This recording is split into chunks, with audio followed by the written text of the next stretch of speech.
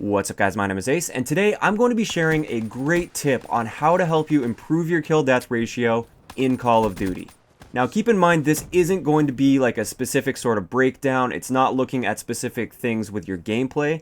This is going to be more of a broader mindset, and it's going to help a lot of people that are struggling to improve their kill-death ratio or simply maintain the kill-death ratio that they want. So just be aware, this is going to be a little bit of a different style than what you're used to with me. This isn't going to be focusing on gameplay techniques. Let's get into it.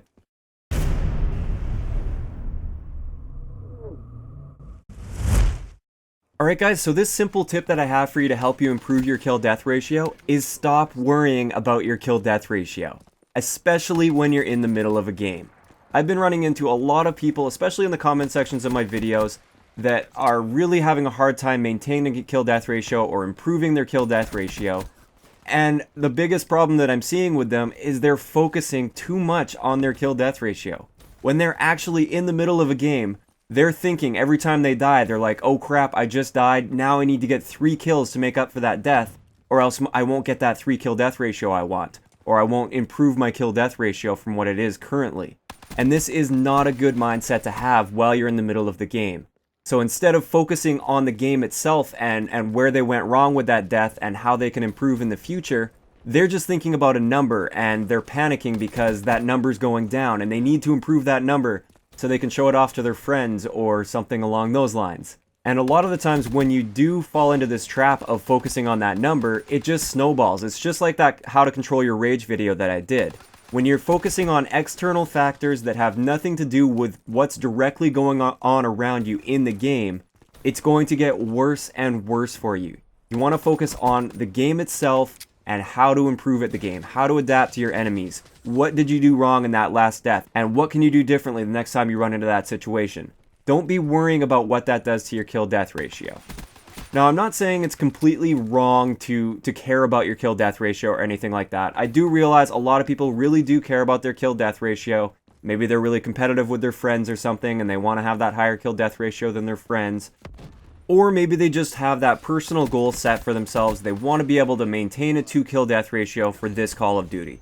I know I've done that in the past. I used to do that a few years ago with the older Call of Duties. I was always like, okay, I want to maintain a 2 kill-death ratio because last year I had like a 1.8 kill-death ratio, so I think I can do better this year, and therefore I'm going to try to maintain that.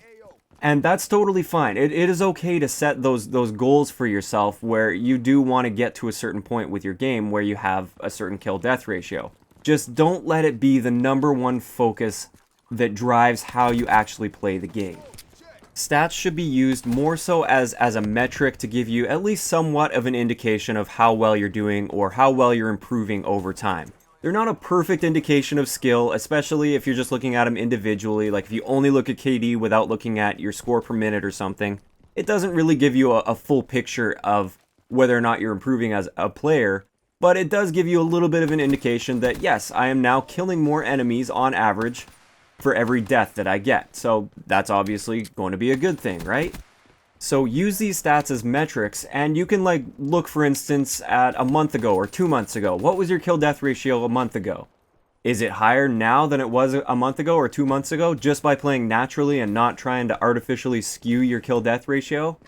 If it is higher, then that means you're most likely improving as a player over time, and this is natural improvement, and this is what you want to really focus on. Kill-death ratio itself, or any stat for that matter, should never be directly in your head while you're playing the game. Look at it after the fact, just to see if you are improving. On that note, I also wanted to mention a natural kill-death ratio, or organic kill-death ratio as I like to call it, compared to a skewed kill-death ratio. So for instance, with me, my natural kill-death ratio is right around 2.4 at this current point in time in Black Ops 3. It's the same on both consoles, or at least very, very close to the same on both consoles. I do play on both, and I just play naturally. I don't think about kill-death ratio in the game. I just play the game the way I want to play it, and I do the best I can whenever possible, and therefore that is my natural kill-death ratio. A skewed kill-death ratio is what would happen when I start a brand new account and I make it my goal to play for kill-death ratio. I'm actually pretty confident if I started a new account and I did play specifically for kill-death ratio, I could probably hold a 4 to 5 kill death ratio on average.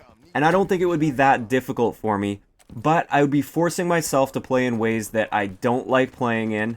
I would be hanging back, I'd be ignoring objectives, I wouldn't be helping out the team nearly as much, I'd be using basically only the best guns or the guns that work the best for me. I would be ignoring any other gun, I wouldn't be using any variety, and I would be limiting my playstyle to that one specific playstyle where I hang back, I pick people off, I don't challenge anything I'm not comfortable with, and that's pretty much it. And I mean, that playstyle can be good for like team deathmatch, for instance, and maybe that's what I would also do if I was trying to artificially skew my kill death ratio. I would only play team deathmatch, or I would only play free-for-all, because objective modes will just get me killed more often. So this wouldn't be my natural kill death ratio, because my natural playstyle is I love variety. I love to mess around with every single gun in the game. I love going for specific challenges. I got Dark Matter. I really enjoyed going for Dark Matter, which did bring down my kill death ratio a little bit, but I really don't care. I love playing a variety of game modes. I love playing the objective. I like winning. All of those things come into play. But when I'm playing to artificially skew my kill death ratio, I'm not having nearly as much fun with it, even though I can maintain that higher kill death ratio. So in reality, that skewed kill death ratio, the fact that I can potentially reach a 4 or 5 kill death ratio, doesn't mean I'm a 4 to 5 kill death ratio player. And it's not going to help me improve overall as a player.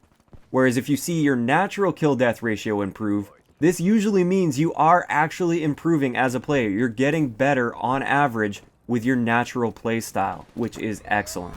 So for all of you guys that are super worried about kill death ratio, and you actually can maintain that pretty high kill death ratio, but only if you play in a certain way, you are likely holding yourself back from becoming a better and more well-rounded player. So that's pretty much everything I wanted to share today.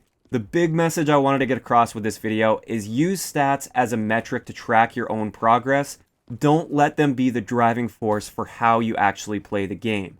And when you're in the game itself, your kill death ratio should never even cross your mind. So I'd love to hear your guys' thoughts on the matter in the comment section below. Do you agree with me? Do you disagree? And just let me know why. If you enjoyed the video, a like rating is always appreciated, and don't forget to subscribe for more if you haven't already. I'll talk to you guys next time.